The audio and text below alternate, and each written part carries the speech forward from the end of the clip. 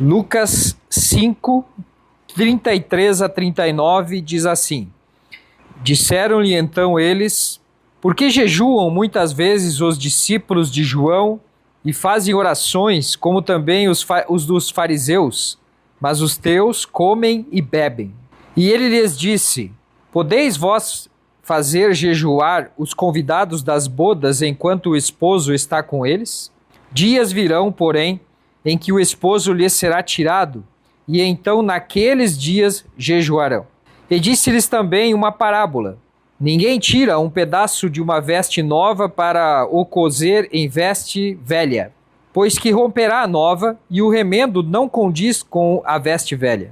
E ninguém põe vinho novo em odres velhos. De outra sorte, o vinho novo romperá os odres e entornar-se-á o vinho, e os odres e se estragarão. Mas o vinho novo deve ser posto em odres novos, e ambos juntamente se conservarão.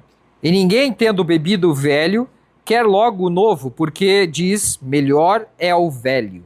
Amém, meus irmãos. Muito bem, vamos entender aqui em que contexto nós estamos falando esse trecho que nós lemos, apresentado aqui por Lucas. Na semana anterior, nós vimos o chamado de Mateus, ou como está aqui no Evangelho de Lucas, Levi. E nós vimos que logo após Mateus ter sido chamado por Deus, logo após Mateus ter atendido o chamado de Jesus e seguido Jesus, ele fez uma festa, um banquete na casa dele, e ele chamou os seus amigos, as pessoas que eram os desprezados da sociedade naquela época. Ele chamou outros cobradores de imposto igual eles e chamou outros pecadores para um grande banquete oferecido a Jesus na casa dele. E lá já houve um certo comentário, um certo buchincho por aí, dizendo: olha lá, aquele que se diz santo está comendo com pecador. Ele senta para comer com pecador. E correu aquele buchicho. E Jesus respondeu dizendo: olha, eu não vim para os sãos não precisam de médico, eu vim para os doentes. E isso é muito importante nós entender, para entender o cenário, o contexto desse trecho que nós lemos hoje. Jesus ali estava mais uma vez provocando os religiosos de plantão da época. Se nós voltarmos uma semana antes, nós vimos a cura daquele paralítico. E lembra que eu falei para vocês que na cura do paralítico, que é aquele que os amigos colocaram ele pelo telhado da casa, Lucas apresenta pela primeira vez na cena diante de Jesus os mestres da lei e os fariseus. E ali eles já começam a questionar Jesus, porque na visão deles Jesus blasfemou. Como pode alguém perdoar pecados? E eles começaram, e Lucas começa a narrar todo o evangelho, sempre apontando uma escalada de tensão entre Jesus e a religião. E aquela escalada de tensão vai crescendo até culminar com a crucificação de Jesus, que nós veremos mais para frente. No episódio anterior que nós vimos na semana passada, mais uma vez tem aquele confronto. Como assim ele está jantando, está comendo com pessoas desqualificadas? Ou como eu disse na semana passada, com aquela gentalha. E notem, irmãos, que Jesus faz questão de participar desses momentos, porque é muito importante. Se há algo importante na nossa vida, é com quem nós sentamos à mesa. Eu já falei para vocês aqui que há muitos anos eu fiz um treinamento, quando eu estava começando a minha carreira na empresa, a empresa me ofereceu um treinamento com um professor egípcio, e o treinamento era sobre gestão de projetos globais, como que você faz uma equipe de pessoas das mais diferentes culturas, nacionalidades, sentarem junto e trabalharem. E eu nunca me esqueci de um comentário que ele fez na época: se você quer realmente integrar as pessoas e você quer transformar um bando de pessoas em um time, coloca essas pessoas na mesa para comer junto. Porque o ato de se alimentar junto promove comunhão. Eu tenho, graças a Deus, a experiência de trabalhar com gente do mundo todo, e muitos colegas, eu trabalho anos com eles sem nunca ter encontrado eles, pessoalmente. E a minha experiência, eu posso dizer de experiência própria, quando a gente tem a oportunidade de se encontrar, mesmo depois de anos trabalhando junto, quando a gente tem a oportunidade de se encontrar pessoalmente, apertar a mão, olhar no olho, sentar numa mesa, compartilhar um jantar ou um almoço, a história muda. A gente volta para casa, essa pessoa volta para casa dela, no outro lugar do mundo. A conversa depois pela internet é outra. Deixa de ser fria, você cria conexão. E Jesus, obviamente, entendeu isso. E por isso que Jesus criava conexão com as pessoas. Jesus era alguém que participava da vida da sociedade. Ele ia em festas, tanto que o primeiro milagre que ele realizou foi numa festa. Ele sentava à mesa com as pessoas, só que isso era contrário aos religiosos da época. Por quê? Porque os religiosos da época, os fariseus, os mestres da lei, os escribas, como é o caso aqui dessa passagem que nós lemos hoje, os escribas eram os que copiavam a lei, das poucas pessoas que tinham condições de escrever, eles copiavam a lei, copiavam as escrituras, faziam cópias, obviamente não existia impressora como conhecemos hoje, e a maioria dos escribas eram do partido dos fariseus. Nem todo fariseu era escriba, mas quase todo escriba era fariseu. E a religião que eles praticavam, meus irmãos, aos poucos, foi tirando a alegria deles. E por suas tradições, que alguém alguma vez interpretou que tinha que ser daquele jeito e foi passando de pai para filho, eles foram tirando a alegria de servir a Deus. E se a gente for olhar historicamente, nós conseguimos identificar, não dá para dizer a razão, mas o que levou eles a terem uma postura assim. Deus preparou um povo, escolheu um povo, o povo judeu, para que pudesse mostrar para o resto do mundo o que era um povo que servia a Deus. Então esse foi o primeiro grande propósito de Deus ter chamado Abraão, ainda quando ele se chamava Abrão, para dele fazer um povo. Outra razão que Deus escolheu um povo, para preparar um povo, uma nação, para dele nascer o que seria o Senhor dos Senhores, o Rei dos Reis. Basicamente esses são os dois princípios. E aí nós vemos ao longo da história, Deus desenvolvendo o seu plano, executando o seu plano, e as coisas vão acontecendo. Então, quando Deus leva, por exemplo, José para o Egito, Deus está preparando algo ali. Depois, a família de José acompanha ele. E eles estão em uma terra estranha. E a gente se pergunta por quê? Por que eles foram parar lá no delta do rio Nilo, no Egito? E se a gente olhar um pouco, a gente vai ver que Deus estava tirando eles de um lugar onde eles estavam se misturando com as pessoas, se misturando com os povos pagãos e praticando idolatria e casando-se, dando em casamento. E Deus, não, eu preciso um povo separado porque é dali que vai nascer o Salvador. E portanto eu tenho que tirar, eu tenho que quebrar eles, eu tenho que tirar eles de onde eles estão e colocar eles num lugar onde eles não terão contato com o povo. E eles foram parar, pastores de ovelhas, no delta do rio Nilo, no meio do Egito, aonde os egípcios achavam nojento pessoas que lidavam com animais. Olha a estratégia de Deus. Como que eu vou misturar com aquela gentalha que lida com animal? Eles têm cheiro de ovelha. Eu sou egípcio, eu sou limpinho, eu não tenho nem pelo no corpo. Vocês já viram que egípcio não tem pelo no corpo? É careca, nada contra os carecas, né? Tirava até os cílios dos olhos, porque não queria ter nenhum pelo, porque eles achavam nojento o pelo. E aí Deus coloca os pastores de ovelha com cheiro de ovelha para viver no meio deles. O que dá nisso? Separação. Agora eu vou ter um povo separado. E eles são escravizados por 400 anos, conforme Deus havia dito. E eles estão ali naquele momento, durante longo tempo, sofrendo. E aí Deus olha para aquilo e diz, agora chegou o momento. E tudo isso que eu estou falando, irmãos, é basicamente um resumo da pregação de Estevão. Vocês podem ver lá em Atos, no capítulo 7.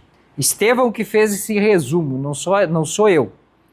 Deus tira eles de lá e coloca eles numa jornada à Terra Prometida. E durante essa jornada, que os irmãos conhecem muito bem a história, durou 40 anos, Deus vai preparando um povo e dando as regras do que seria um povo digno de ser chamado povo de Deus. E chega um momento que Deus diz assim: eu vou morar no meio de vocês. E manda eles construir, dá as instruções e manda eles construir um tabernáculo. Tabernáculo significa habitáculo, moradia. Deus passa a ser vizinho deles. E aí Deus diz: eu quero que vocês construam o tabernáculo com essas e essas medidas, com essas e essas características, e o tabernáculo vai ficar no meio, e vocês vão organizar as tribos, e Deus dá todas as coordenadas, e diz: agora eu vou morar no meio de vocês. Só que para ser meu vizinho, você precisa fazer isso. E Deus dá as regras para eles. E as regras são regras morais, regras sociais e regras até comerciais. Deus diz para ele: quando vocês venderem algo, vocês vendam assim. Quando vocês comprarem algo, vocês comprem assim. E Deus dá todas as regras, alimentação, saúde. Deus diz: olha, o meu povo vai seguir essas regras. E aí vocês veem que ao longo do tempo é uma sucessão de falhas, consertos, e isso prova para nós que ninguém por si só pode ser justo diante de Deus, por melhor que seja. Por isso que a Bíblia não esconde as falhas, não esconde as quedas. Nós temos os maiores heróis da Bíblia, e a Bíblia registra também os momentos obscuros deles. E quando esses fariseus nasceram, que foi logo ali após o retorno do povo da Babilônia para reconstruir Jerusalém e restabelecer o culto, lá na época de Neemias, na época de Esdras, eles começam a se organizar como religião e eles começam a pensar: nunca mais nós podemos deixar agora aquilo que nós aprendemos de Deus e dos nossos pais.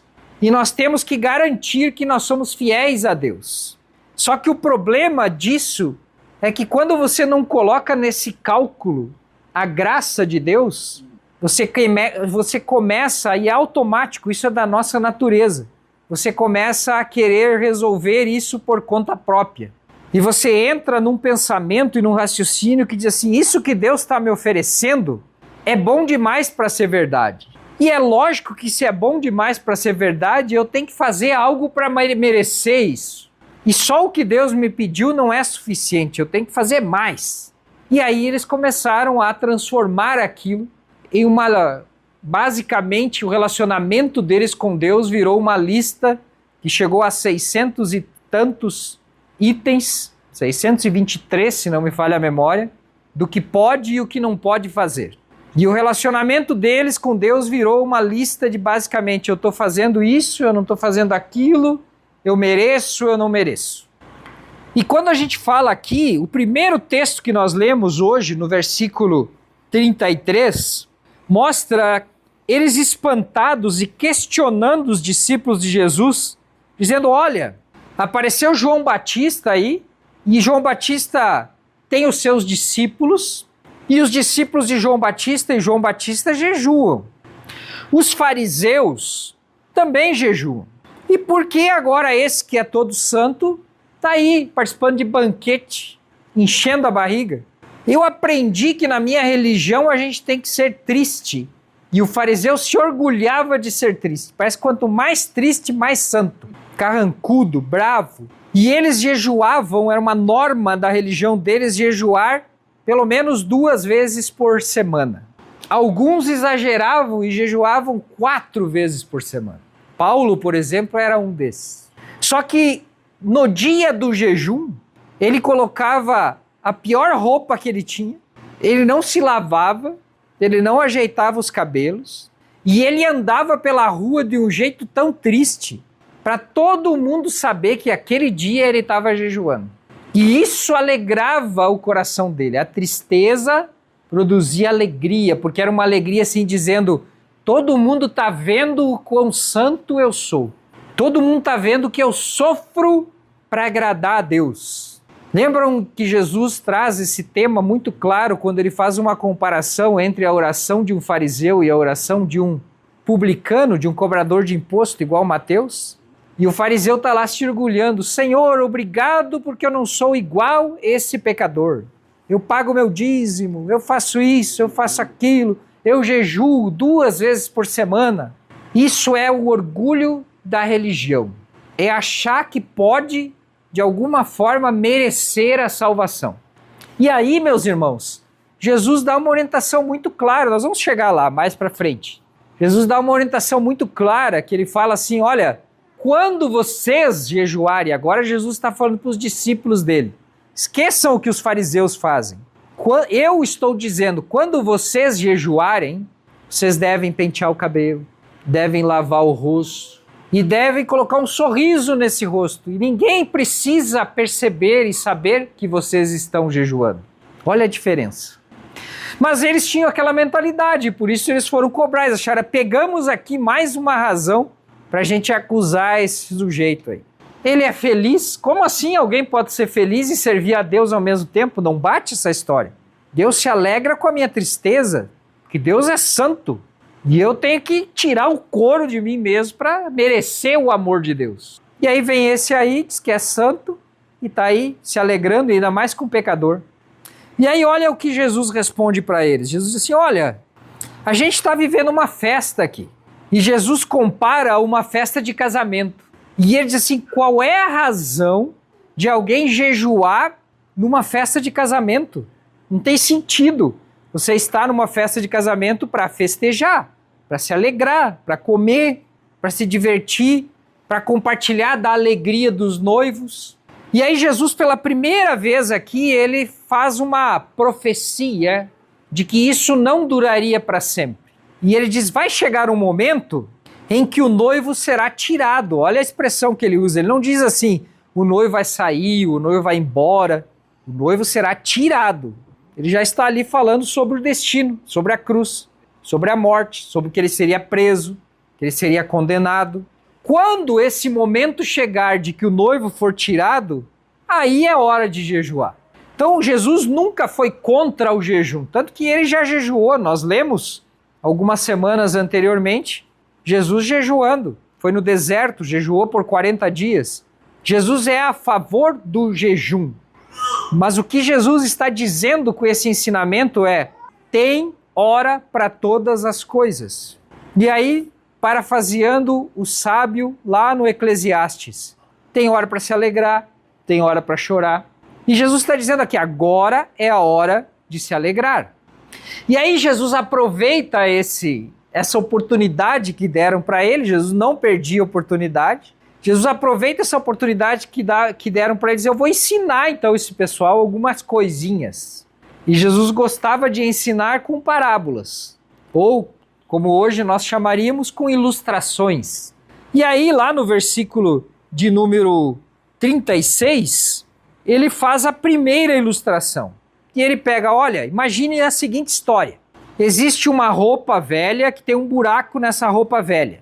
E existe uma roupa nova. E aí Jesus diz assim: ninguém vai querer cortar um pedaço de uma roupa nova para fazer um remendo numa roupa velha, porque não vai funcionar. E aí aqui Lucas destaca que ele diz assim: olha, você vai estragar a roupa nova, porque você vai fazer um buraco, vai tirar um pedaço da roupa nova, e você vai estragar a roupa velha, porque vai ficar aquele remendo que não orna lá. Aqui ele usa a palavra: pois romperá a nova e o remendo não condiz com a veste velha, ou seja, não combina, não orna com a roupa velha. Os outros evangelistas, Mateus e Marcos, também relatam essa mesma história, e lá eles usam uma expressão que diz assim: quando você lavar o tecido novo, normalmente um tecido novo, ele encolhe. Ele ainda tem um tempo para ser trabalhado, é diferente de uma roupa nova que já chegou onde tinha que chegar. Esse tecido, quando você lavar esse remendo, ele vai encolher e vai rasgar a roupa velha, ou seja, não vai adiantar nada esse remendo. Vai fazer um buraco maior. Ou seja, a coisa mais inútil que tem é você querer consertar um buraco numa roupa velha colocando um tecido novo. O que Jesus está ensinando aqui? Não tem como consertar coisa velha com remendo. Não fica bom. Você tem que trocar por um novo. Essa é a primeira mensagem dessa ilustração que Jesus diz.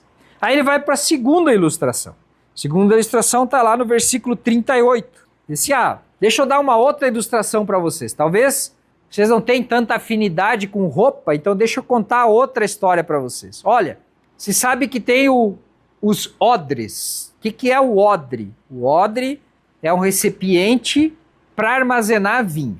Não, é feito de couro. Então, normalmente eles pegavam uma cabra, eles tiravam toda a carne, todos os ossos e deixavam só o couro da cabra. Não sei, alguém de vocês já viu? É bem comum a gente ver ou gado ou ovelha, tapetes, né? Que fica a pele da ovelha do sul a gente chama de pelego, não sei que nome vocês chamam aqui, pelego. Eles faziam isso com cabra.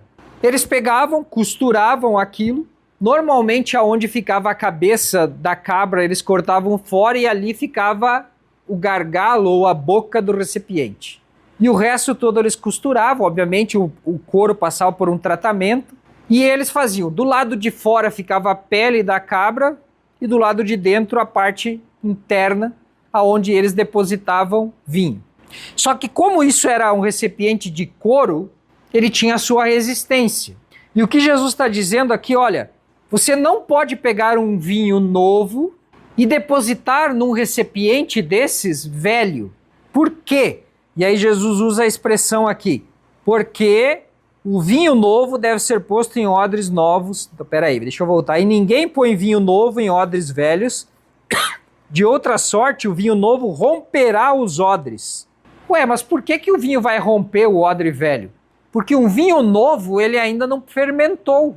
Quando a Bíblia fala vinho novo, ela fala vinho suco, que ainda não fermentou, ainda não passou pelo processo natural de fermentação.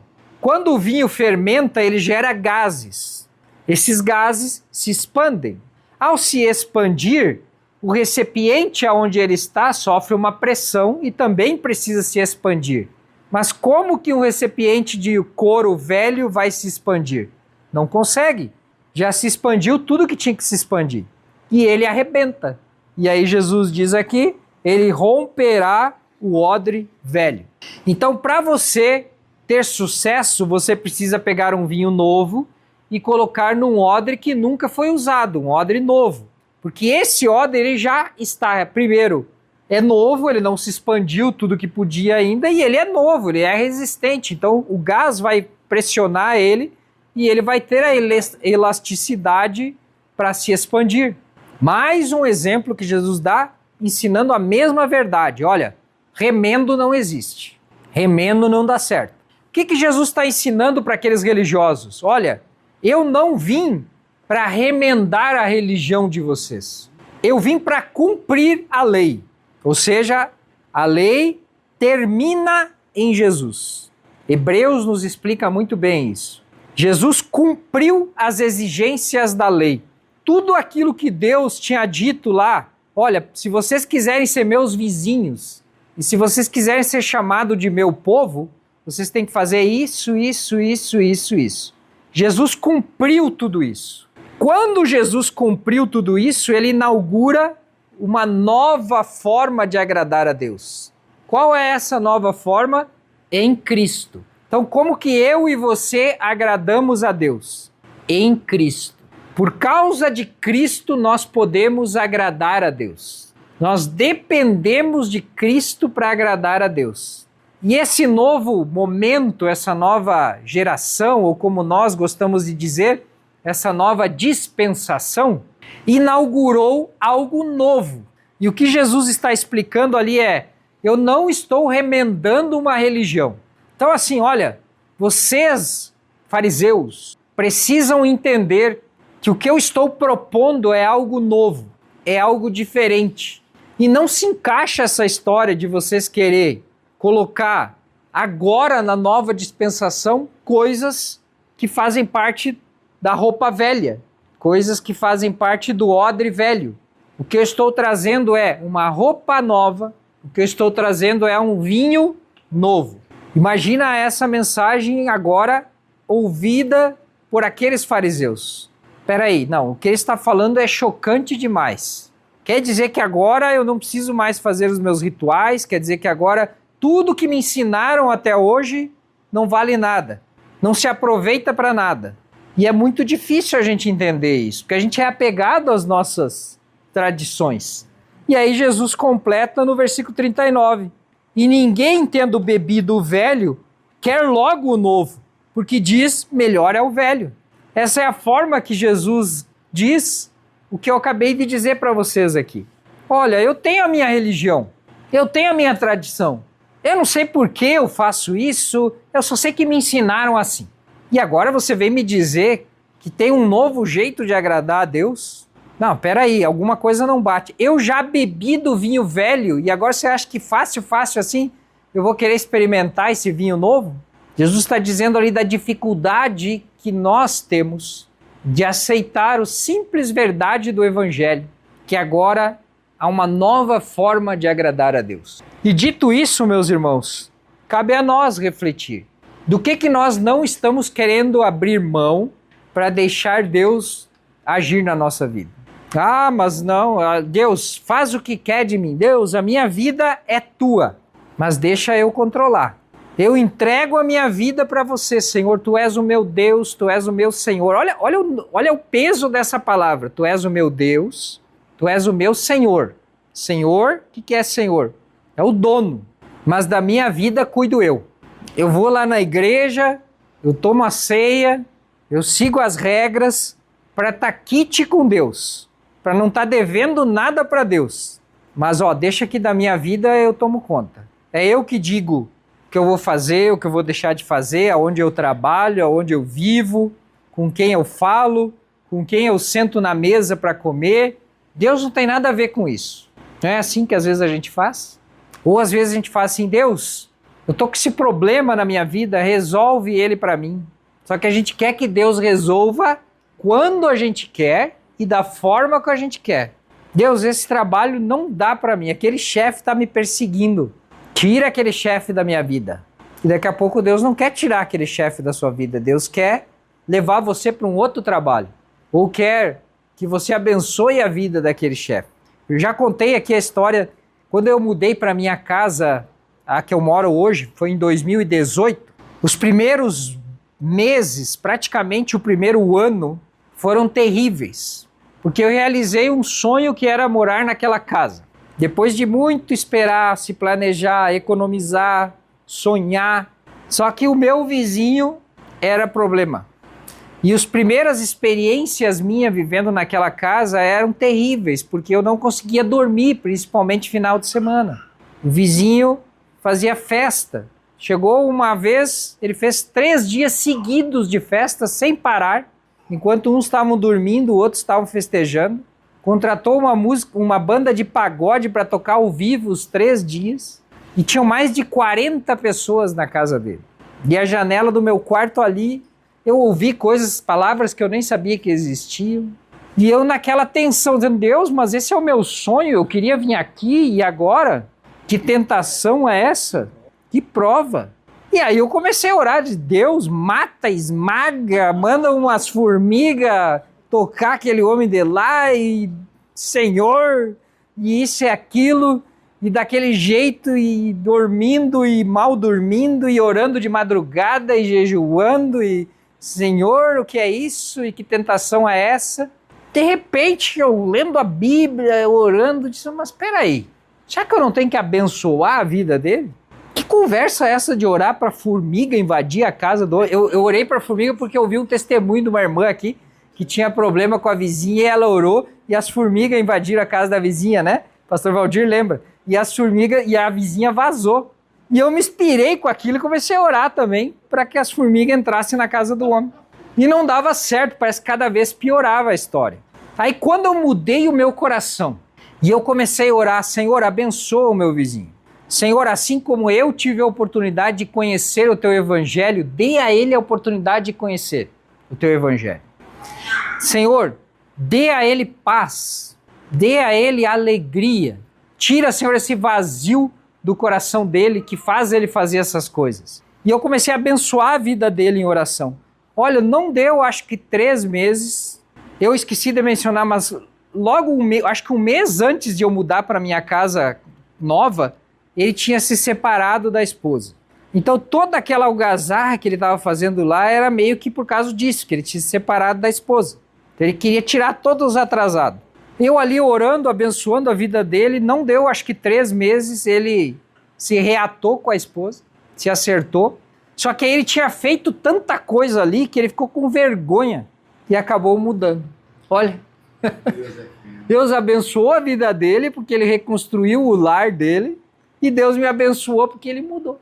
Então eu trouxe esse exemplo para a gente entender que não é como a gente quer ou como a gente pensa. Deus tem os meios dele agir. E por isso, irmãos, nós temos que estar sujeitos.